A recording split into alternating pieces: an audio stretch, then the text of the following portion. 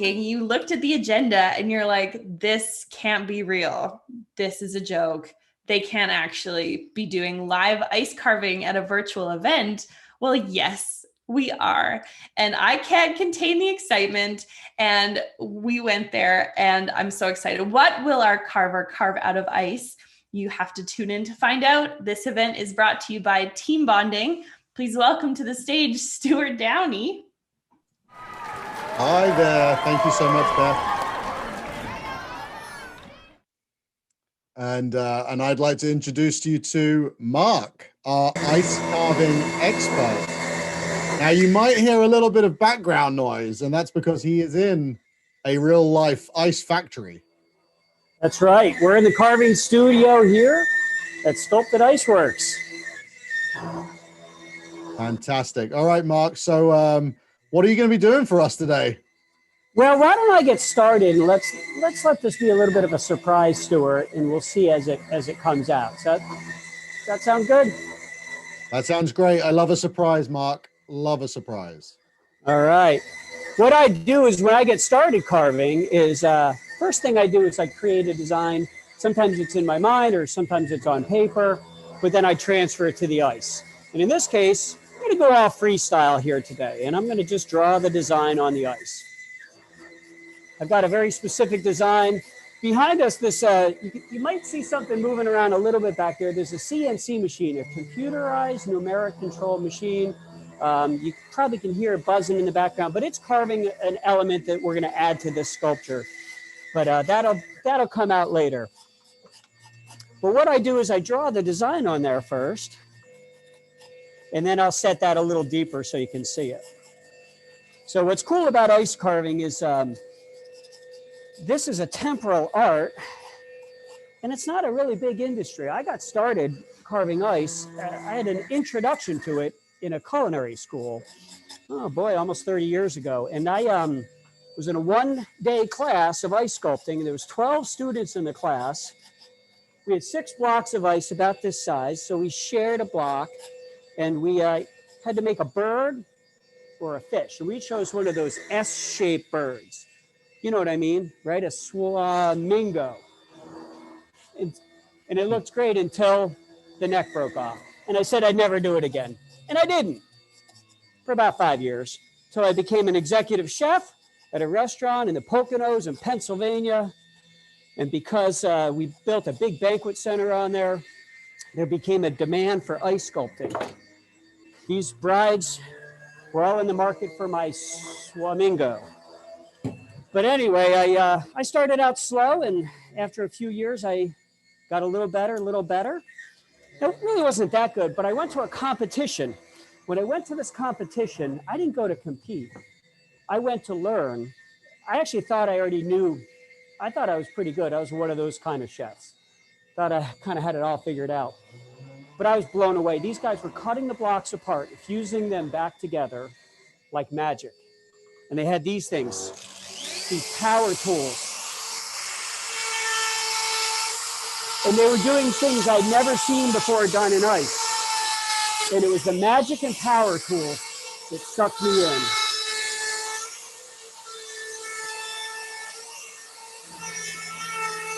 Within a few years, I started my own ice company and have a pretty good sized ice company, as well as all the sculptures I do for banquets and weddings and whatnot. I love to do this type of show. I love to do the team building aspect of it, where I share this technique with others and they get to carve ice as well.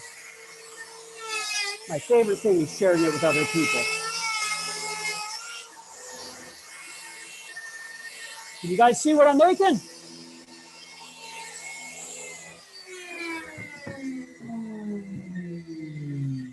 All right. I can see, I'm starting to see something. Is it the flower from the Little Shop of Horrors? Yeah, you're so close, so close. All right, well, let me take off a little bit more. That first tool I showed you was a V-bit on a die grinder. So it's like a rotary tool, like a Dremel, but just a little more growed up. This is a chainsaw. This is what we use to cut out the outside.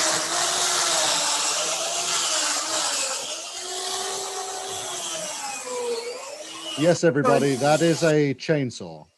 Correct. What we do with the chainsaw, we use it's a regular wood chainsaw. This one is modified for ice by filing the rakers down, which are the little teeth that stick up in front of the cutting teeth.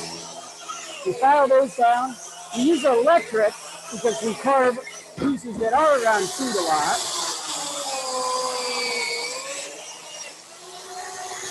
And we don't use oil in it because we certainly don't need to chill this down anymore to lubricate it. And we wouldn't want gas and oil around sculptures that could be around food.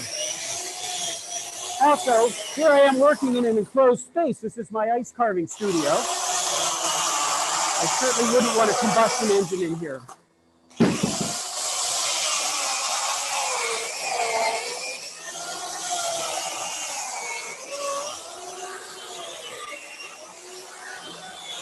So this is one of my favorite Arctic friends.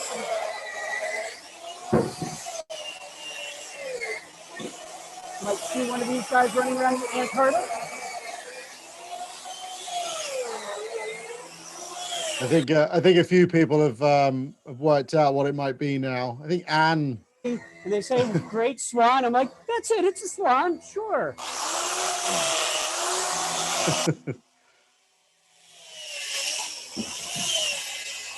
So when you're carving a 3D sculpture, the first thing you do is I cut out the silhouette.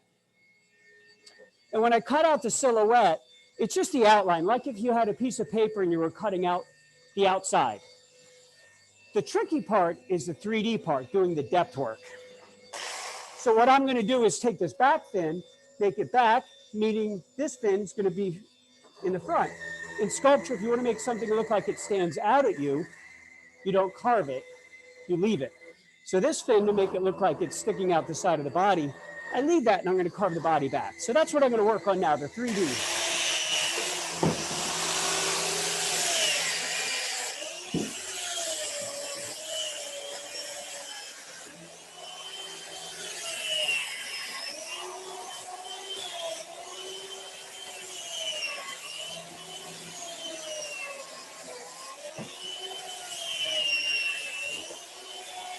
So while I'm working, Stuart, if you have any questions or you could field any questions, if folks could reach out to you, I would love to answer them. Yeah, I think a few questions are coming on. One question is, does he have goggles on? No, Mark's eyes have been trained by OSHA to not take an ice chip. It's a great question, and I usually do wear glasses. Usually just safety glasses, not as much goggles. There's an issue with running chainsaws with snow. If it's melty and warm, I get splashed, and then you can't see through. So I have learned to see and blink a lot. I'm not getting hit by anything crazy hard. I blink a lot, but it's just snow that's coming off. And you're your own boss, Mark. So you have your own workers' comp. And I'm legally blind. Any other questions coming up there?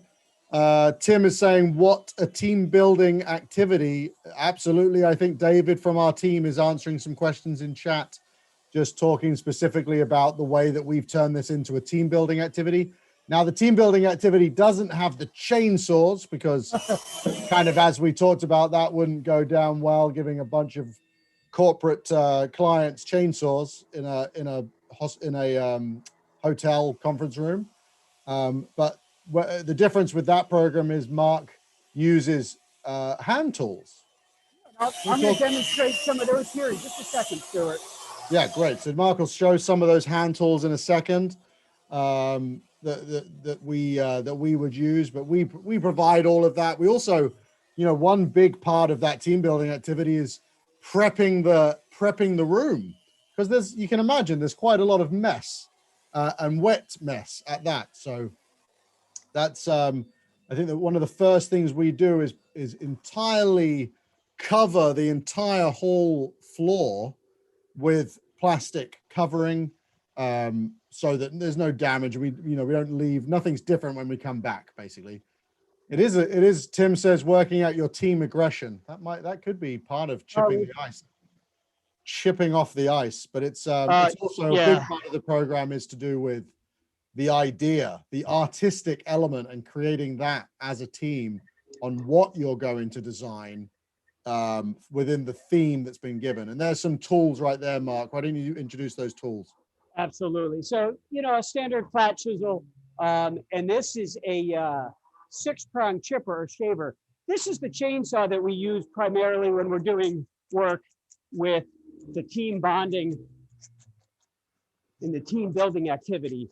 This thing will really remove a lot of ice. Now, I've got my shape mostly there, so I'm not going to do too much with it, but it's great to shape. It's a great shaving tool. You could do this entire piece with a tool like this. You just can't do it in the 10 minutes I just took to do that. So, but we give you a little more time, about a 150-pound block of ice. It's about a half of this size. Sits on a table. We do it right in a nice warm space, so you don't have to be dressed like this to do it. So it's comfortable. But the chisels do a nice clean finish. So you do the shaping with that tool and removing of the outside. That's what you cut out the silhouette with. And then the other chisels are what you would use to really refine and clean it up.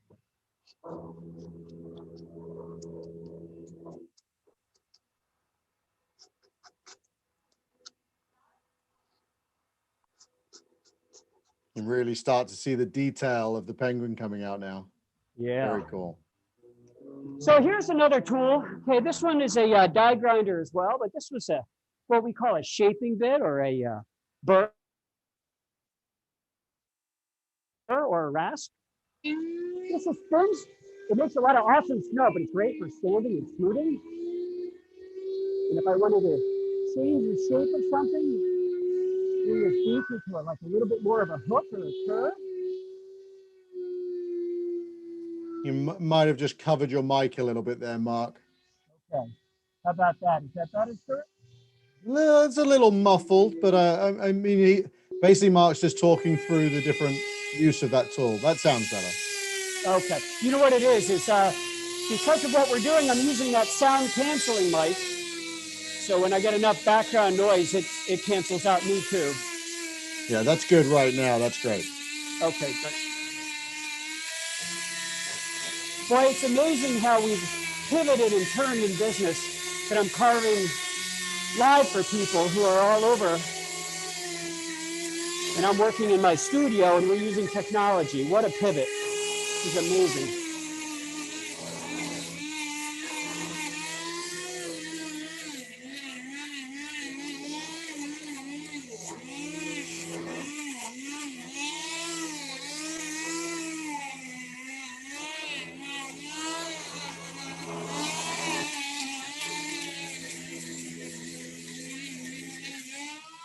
How about any other questions out there, folks? Let's have a look. So Daniette asked, what's your most requested figure or item? David pondered that it would be the ice luge.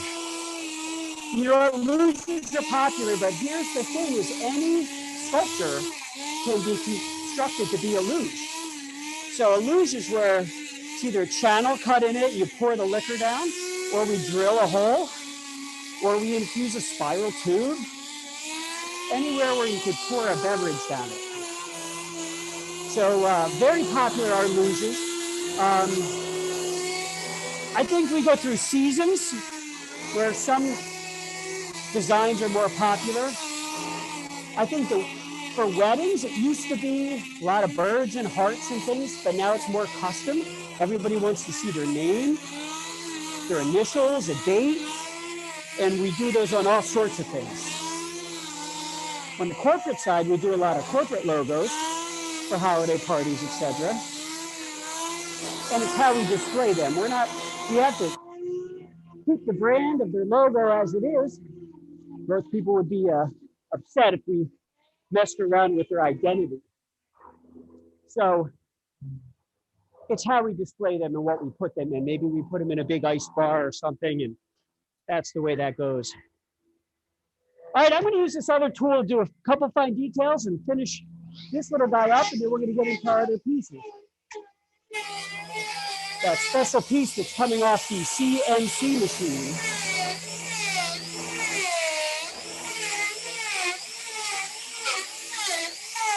So I have a question, and I wonder if people would chime in and see if they could guess what is the #1 tool that I would use on every single ice sculpture. All right, let's see. What do you think? I'm checking out chat, seeing how many people write in their thoughts. #1 tool that Mark would always use when ice sculpting. Every sculpture. On every single sculpture, no matter what it is. Waiting for your messages in chat.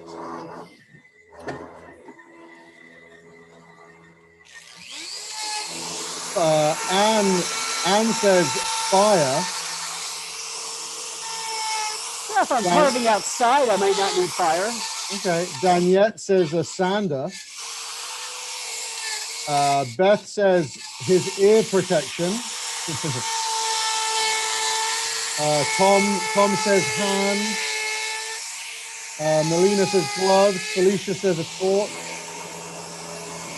Daniette says headphones, gloves, hand file, Matthew says.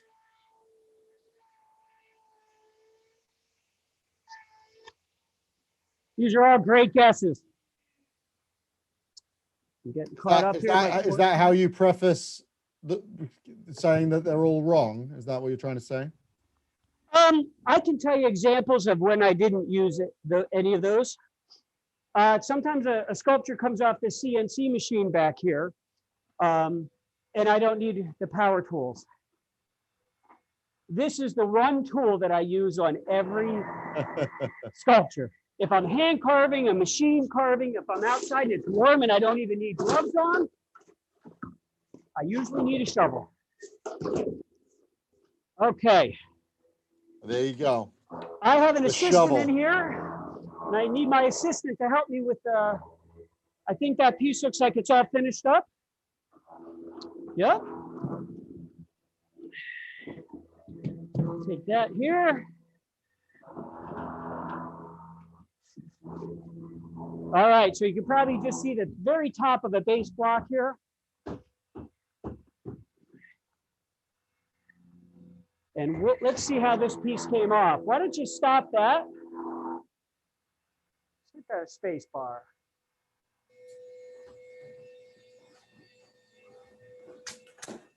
All right, so this piece that you're bringing over now, this is the this is going to be the big reveal of today's. Hold that right across here, sir. Mixed in with the beautiful penguin that Mark created there.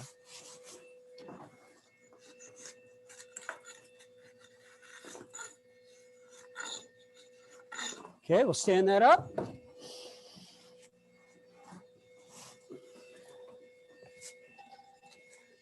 gonna put that up right about like that.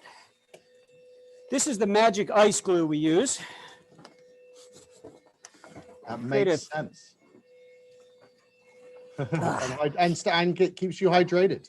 Yeah, my parents always told me not to drink glue, but all right, here we go.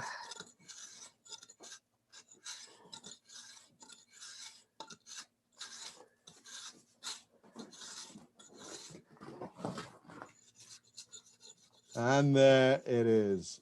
Beautiful. That's what the technology combined with art can bring is a fantastic, the company logo etched out perfectly as it is from a PNG or whatever file format you might use, with the artistic combination of the penguin. Like, how cool does that look? How much time do we have left?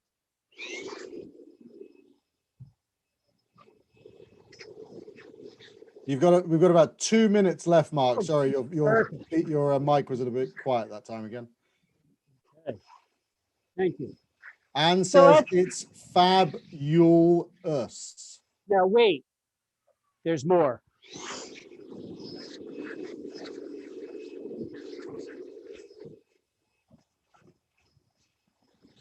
I think Felicia did clapping hands in chat, but I won't lie, it looks a little bit like tacos. So I'm not sure. I think it's clapping hands. I think she's applauding you. There's that fire that Anne brought up earlier, I think.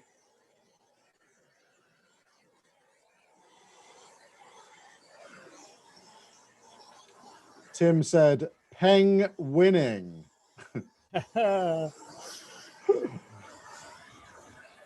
Melissa and Anne would like to pet the penguin. So I'll just give out your address now. Anne is also very confused at why it's not melting. Well, we're just melting the outside just a little bit. And I'm just going to do one more little detail here.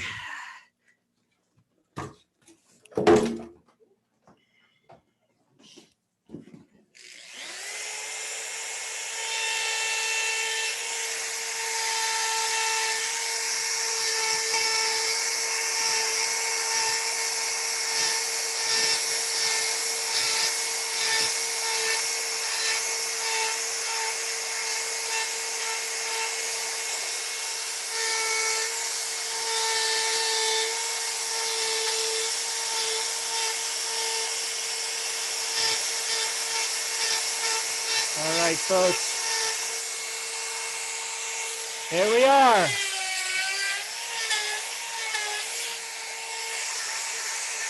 Beautiful. That's time, Mark. Thank you so much. Thank you, everybody. I wanted to wish everybody a happy holidays. Wow. Thank you so much, Mark. This has been fantastic. Everybody get a good luck. Please, everybody take a screenshot of this fantastic historical moment in CMX history. Thank you so much, Stuart. Thank you so much, Mark. That was fantastic.